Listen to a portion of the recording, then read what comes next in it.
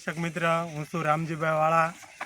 આપણે યુટ્યુબ ચેનલમાં આપનું સ્વાગત કરું છું. અને આપણે ઓળાનો વિડીયો મૂક્યો હતો ને દર્શકો, તો આજે અમે ઓળા લેવા મળ્યા છીએ. તો આપણે આમ જોઈશું તમે કે કેવો ફાલ છે અને કઈ રીતની વેરાયટી છે તે દેખાડશું આપણે. અને આવો નજીક અહીંયા જુઓ, હા જો આ રીતના, પછી જાઓ નજીક ને જુઓ,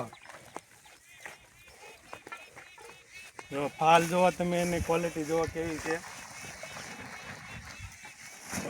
ને આપણે બતાવશું. તો જો આ રીતના ફાલ થઈ ગયો છે. આપણે તમને પહેલાં અગાઉ વિડીયોમાં કીધું હતું ને કે ભાઈ આ થોડાક દિવસમાં અમારે ઓળા ઉપાડ લેવાના છે અને કઈ રીતના અમે દવાનો છંટકાવ કરશું તે પણ જણાવ્યું હતું. તો આ રીતના ફાલ આવ્યો છે. તો આવું કેમેરામેન અનપા બતાવવો જોઈએ. જો આ રીતના લાગેટ આપણે શીંગું છે, અહીંયા જોઈ શકશો આપણે. અને મજૂર પણ જો ઉતારી દીધા છે અમારે હિંમતભાઈની મહેરબાનીથી. ઘણા પણ મજૂર આવી ગયા છે અને આપણે ઓળાનું ખૂટવાનું ચાલુ કરી દીધું છે. હવે માર્કેટમાં તો આપણા ભાઈ જેવા ભાવ આવે એવા, પણ અમારે અત્યારે ઓળા લેવાનું કામ ચાલુ કરી દીધું છે. તો જો આ રીતના અમારે, હા હાલો ચાલુ રાખ. હા, તો જો આ રીતના સિંગનો કલર પણ સારો છે. પણ અત્યારે તો અમારે રો ફાટો તૈયાર કરવાનું છે, એટલે વહેલા ઓળા ઉપાડી લીધા છે.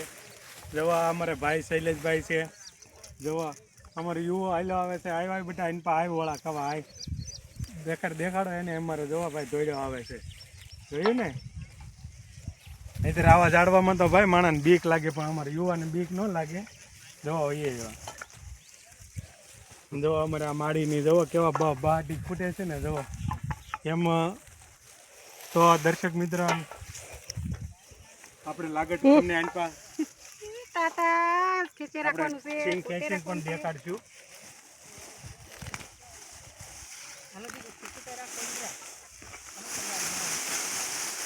કે ભાઈ આપણે હારી કાંઈ ખેંચી નથી જોઈને, પણ આપણે લાગટ જ છોડવા ઉપાડીને આપણે દેખાડ્યા છે કે જો આ રીતના સિંગનો પાલ થઈ ગયો છે. આ છે રત્ના ઓળાની સિંગ છે સ્પેશિયલ.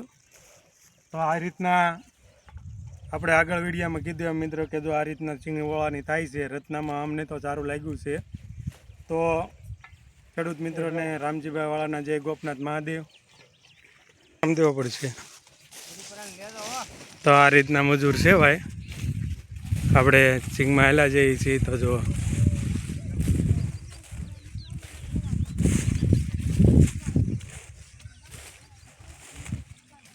તો આ રીતના અમારે બધા મજૂરો જો કામ કરે છે. અને ઓળાની આપણે કીધું એ પ્રમાણે ઓળા આપણે ઉપાડી લીધા છે અત્યારે. હવે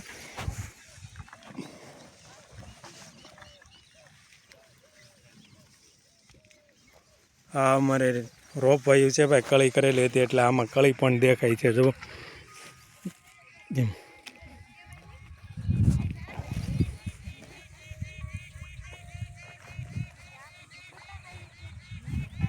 તો ચાલો દર્શક મિત્રો, રામજીભાઈ વાળાના જય ગોપનાથ મહાદેવ. વિડીયો સારો લાગ્યો હોય તો લાઈક કરજો, શેર કરજો અને કોમેન્ટ કરજો જરૂર. જય ગોપનાથ મહાદેવ.